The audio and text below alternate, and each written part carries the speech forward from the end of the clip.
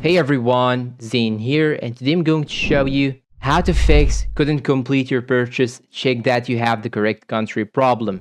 Now you may face this problem specifically when you try to move from a place to another or if you are using a VPN. So the first thing to do is to simply try to turn off the VPN that you are using right now and make sure that the current location that you are in right now is the same location in Google Play. Now, let's say that you have moved from a country to another. In this case, you can simply change your country to the country that you moved to. And by this way, the issue will be fixed and you will be able to do anything using the Google Play and purchase any product. So, in order to do that, you should go to the top right corner, click on your profile icon, then click on settings right here, then go to general settings. And now you have to scroll down till you find account and device preferences. Just tap on it. Then you'll have to scroll down till you get to this section right here. And here, as you can see, you will have this option or this section, country and profiles. Down below right here, you will find